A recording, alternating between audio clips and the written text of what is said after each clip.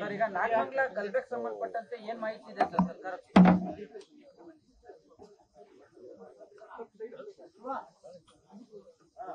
ನಾಗಮಂಗಲದಲ್ಲಿ ನಿನ್ನೆ ನಡೆದಂತ ಘಟನೆ ಅದು ಆಗಬಾರ್ದಾಗಿತ್ತು. ಸಣ್ಣ ಪ್ರಮಾಣದಲ್ಲಿ ಪ್ರಾರಂಭ ಆಗಿ ಅದು ಅಂತ್ಯ ಆಗಿದೆ. ಯಾರಿಗೂ ಕೂಡ ಏನು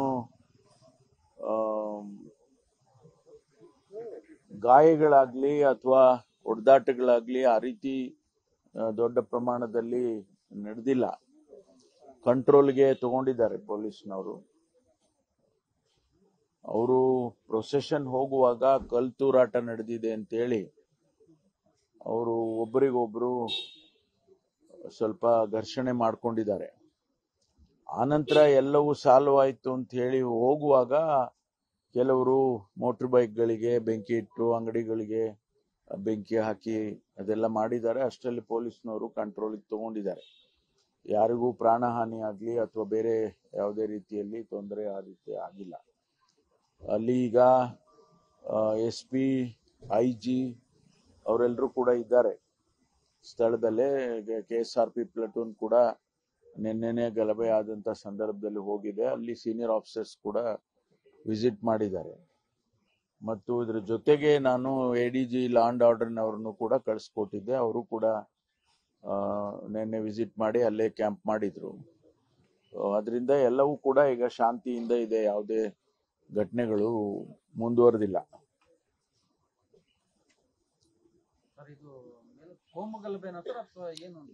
ಆಕಸ್ಮಿಕವಾಗಿ ಅಲ್ಲಿ ಪ್ರೊಸೆಷನ್ ಹೋಗುವಾಗ ಯಾರೋ ಕಲ್ಲು ಹಾಕಿದ್ರು ಅಂತ ರೆಸ್ಪಾಂಡ್ ಮಾಡೋದಕ್ಕೆ ಇವರು ಕಲ್ಲು ಹಾಕಿದ್ದಾರೆ. ಆ ರೀತಿ ಘರ್ಷಣೆ ಮಾಡ್ಕೊಂಡಿದ್ದಾರೆ. ಕೋಮುಗಲಭೆ ಅಂತ ಹೇಳೋದಕ್ಕೆ ಆಗೋದಿಲ್ಲ. ಇದನ್ನ ಇಲ್ಲ ಅದೆಲ್ಲ ಇಮಿಡಿಯೇಟ್ ಆಗಿ ಸ್ಪರ್ ಆಫ್ ದಿ ಮೂಮೆಂಟ್ ಅಲ್ಲಿ ಆಗಿರುವಂತದ್ದು. ಅದಕ್ಕೆ ನಾವು ಹೆಚ್ಚು ಅದನ್ನ ಬೆಳೆಯೋದಕ್ಕೂ ಬಿಡೋದಿಲ್ಲ, ಬಿಟ್ಟು ಇಲ್ಲ. ಪೊಲೀಸ್ನವರು ಅದನ್ನ ಕಂಟ್ರೋಲಿಗೆ ತಗೊಂಡಿದ್ದಾರೆ. ಅದನ್ನ ಹೆಚ್ಚು ನೀವು ಕೂಡ ಅದನ್ನ ಹೆಚ್ಚು ನನ್ನ ಮನವಿ ಏನು ತಮ್ಮಲ್ಲಿ ಅಂದ್ರೆ ಹೆಚ್ಚು ಅದನ್ನ ಪ್ರಚಾರ ಕೊಡಕ್ ಹೋಗ್ಬೇಡಿ. ನಾನ್ ಮನವಿ ಮಾಡ್ತಾ ಇದ್ದೀನಿ. ಪ್ರಚಾರದ ವಿಚಾರಕ್ಕಿಂತ ಸರ್ ಘಟನೆ ನಡೆದಿದೆ, ಘಟನೆಗೆ ಪೂರ್ವ ಸಿದ್ಧತೆ. ನಾನು ಘಟನೆ ನಡೆದಿಲ್ಲ ಅಂತ ಹೇಳಲಿಲ್ಲ. ಘಟನೆ ನಡೆದಿದೆ, ಕಂಟ್ರೋಲಿಗೆ ತಗೊಂಡಿದ್ದೇವೆ. ಮುಂದಕ್ಕೆ ಬೆಳಿಬಾರ್ದು ಅಂತ ಹೇಳಿ ಅಲ್ಲಿ ಫೋರ್ಸ್ ಇಟ್ಟಿದ್ದೇವೆ. ಸೀನಿಯರ್ ಆಫೀಸರ್ಸ್ ಇದ್ದಾರೆ. ಅದರಿಂದ ಇದನ್ನ ಅಲ್ಲಿಗೆ ಬಿಟ್ರೆ ಅದು ಅಲ್ಲಿಗೆ ನಿಂತು ಹೋಗುತ್ತೆ. ಅದಕ್ಕೋಸ್ಕರ ನಾನು ತಮ್ಮಲ್ಲಿ ಮನವಿ ಮಾಡಿದ್ದೆ.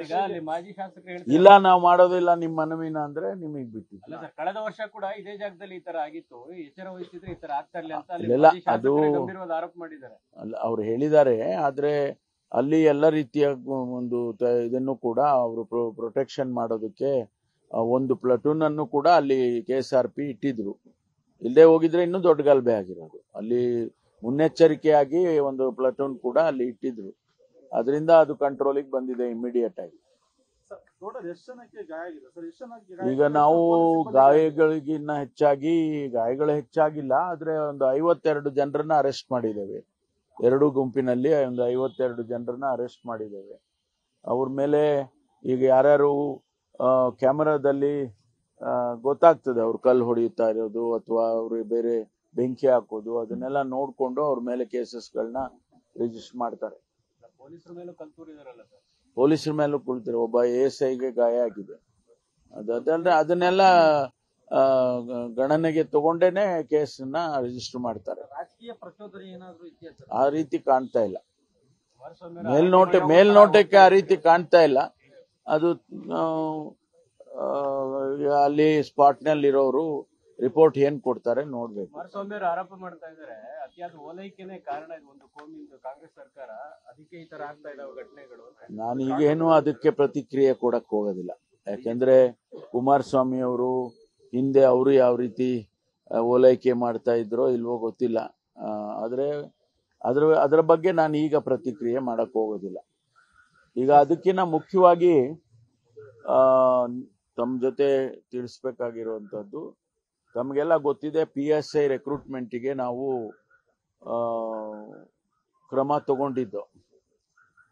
545 ಜನರದು PSA ಮೊದಲನೇ ಹಂತದ್ದು ಏನು PSA ಹಗರಣ ಆಯಿತು, ಅದಕ್ಕೆ ಸಂಬಂಧಪಟ್ಟಾಗೆ 545 ಜನ ರೆಕ್ರೂಟ್ಮೆಂಟಿಗೆ ನಾವು ಎಕ್ಸಾಮ್ ಮಾಡಿ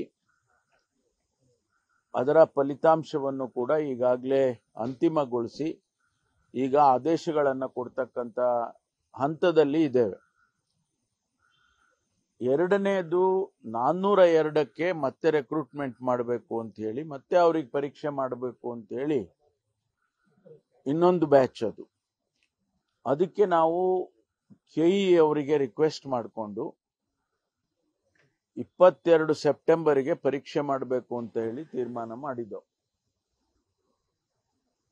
ಬಹಳ ಜನ ವಿದ್ಯಾರ್ಥಿಗಳು, ಪರೀಕ್ಷೆ ತಗೊಳ್ಳೋರು ಮತ್ತು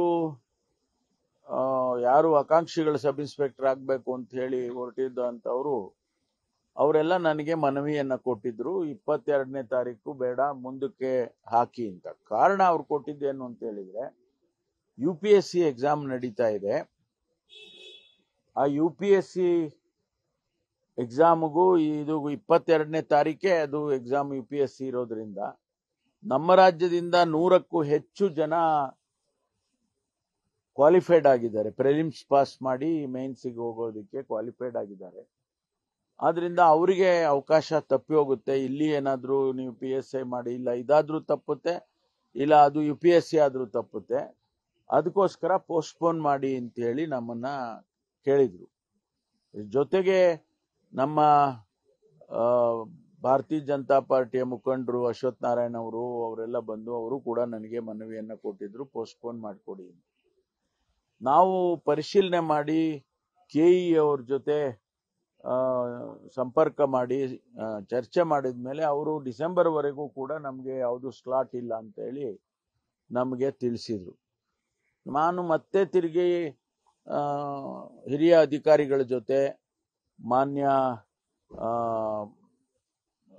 ಪ್ರೈಮರಿ ಸೆಕೆಂಡರಿ ಎಜುಕೇಶನ್ ಮಂತ್ರಿಗಳಾದಂಥ ಮಾನ್ಯ ಮಧು ಬಂಗಾರಪ್ಪನವ್ರ ಜೊತೆ ಮಾತನಾಡಿ, ಯಾಕೆಂದ್ರೆ ಅವರು ಒಂದು ಎಕ್ಸಾಮ್ ಕಂಡಕ್ಟ್ ಮಾಡೋದಕ್ಕೆ ಅವರ ಸಹಾಯ ಬೇಕು, ನಮಗೆ ಟೀಚರ್ಸು ಸೂಪರ್ವೈಸ್ ಮಾಡೋದಕ್ಕೆ ಬೇಕು.